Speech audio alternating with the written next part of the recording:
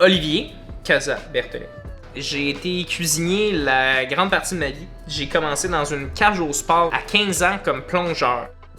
Mon premier job à Montréal, c'était chez Apollo, en centre-ville.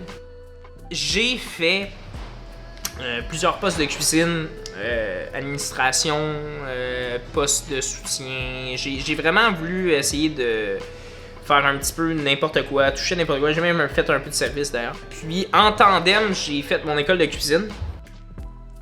Les couteaux japonais, en fait, c'est arrivé dans ma vie, je dirais, dans le milieu 3/4 de ma carrière. J'ai vraiment eu une piqûre pour ce produit-là qui était, ma foi, exceptionnel, qui me permettait d'avoir un niveau de coupe que je pouvais jamais atteindre avec un couteau européen avant. C'est le produit qui m'a fait apprécier certains aspects de mon travail qui étaient au niveau de la mise en place, au niveau de certaines coupes plus précises qui me permettaient d'aller chercher des saveurs plus particulières. Donc ça m'a vraiment rendu fou tout ça. Je me suis informé à tous les aspects, que ce soit au niveau de l'entretien, au niveau de l'aiguisage, au niveau des utilisations, comment bien les utiliser. Ça a vraiment été des choses qui m'ont envahi pendant plusieurs années. Le moment où ma fille est née, j'ai vraiment commencé à me questionner sur le métier que je fais, que je faisais à l'époque, qui était de cuisiner, qui est vraiment un métier formidable, mais vraiment de joindre les deux aspects, travail et vie familiale, était extrêmement difficile.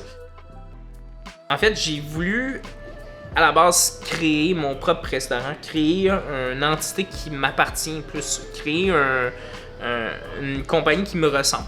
J'ai vraiment commencé à offrir mes services d'aiguisage à l'époque où je travaillais au Icanos.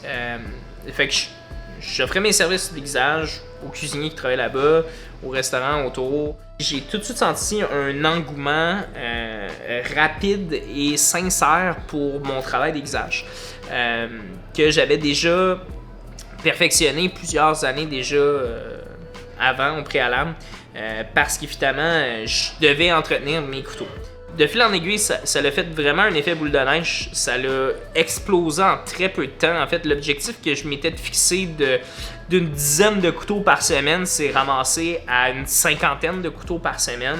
On me posait souvent la même question: où que je peux trouver des couteaux japonais de bonne qualité sans m'endetter. Puis ça l'a vraiment resté dans mon esprit parce que à l'époque, il y avait aucune option presque au Québec. Puis j'ai tranquillement commencé à importer des couteaux qui étaient endommagés et je les réparais puis je les revendais. Ça a duré un très court temps parce que effectivement, c'était beaucoup de temps en plus de l'aiguisage que je devais faire. Il faut se souvenir aussi qu'à l'époque, je travaillais à temps plein. Fait que j'avais vraiment plus beaucoup d'options en termes de temps. Je suis en train de me ramasser avec pire que ce que je voulais faire au préalable. Fait que j'ai décidé de commencer à importer des couteaux neufs. Et là, ça l'a vraiment débloqué. J'ai commencé à avoir une clientèle beaucoup plus fidèle. J'ai ouvert un site web. Je me suis impliqué, j'ai vraiment démarré des réseaux sociaux. J'ai créé Stay Sharp, en fait. C'est vraiment à ce moment-là que j'ai créé Stay Sharp. Il y a eu le moment où j'ai dû complètement lâcher mon travail de cuisinier pour me mettre à 100% sur Stay Sharp, parce que j'arrivais plus complètement à faire les deux entités bien. Puis c'était vraiment important pour moi que ce que je fasse, ça soit bien fait. Fait que j'ai laissé le côté de la cuisine puis je me suis vraiment consacré à 100% dans les couteaux japonais. J'ai travaillé très très fort sur ma compagnie, j'ai fait du porte-à-porte, je me suis vraiment donné pendant vraiment plusieurs mois pour essayer d'amener un revenu qui était plus consistant. Je faisais tout chez moi, j'avais comme une quantité abominable de couteaux dans mon garde-robe. Ça avait aucun bon sens. Je m'enfargeais dans les couteaux. Là, je dis, ça n'a plus de bon sens. Il faut que je fasse quelque chose. Fait que j'ai commencé tranquillement à chercher un local. Puis, en novembre 2020, j'ai ouvert Stay Sharp, pignon sur rue, 412 Guilford. Puis, depuis ce temps-là, j'ai 2 employés, une stagiaire, On roule temps plein, je reçois des boîtes, je reçois des quantités faramineuses de couteaux tous les semaines. Tout roule tellement bien.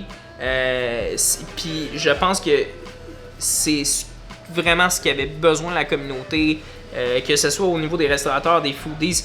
La pandémie nous a amené aussi une autre clientèle. La pandémie nous a amené vraiment des gens qui adorent cuisiner, qui travaillent pas nécessairement dans des restaurants. Puis ça a été vraiment incroyable parce que durant la pandémie, on a explosé notre chiffre d'affaires. J'ai ouvert en pleine COVID, puis ça l'a jamais arrêté en fait. Puis les restaurants, malheureusement pour eux, ils ont dû complètement cesser leurs activités pendant plusieurs mois. Aujourd'hui, ils s'en sortent plus fort que jamais, mais j'ai l'impression que cette clientèle-là est restée fidèle. Parce que le service d'aiguisage, qui a toujours été une priorité, a explosé.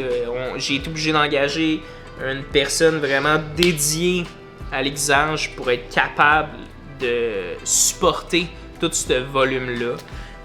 Puis aujourd'hui, j'ai plein d'autres projets futurs. Je pense que Stay Sharp, c'est vraiment le balbutiement vraiment d'une entreprise qui est en pleine évolution.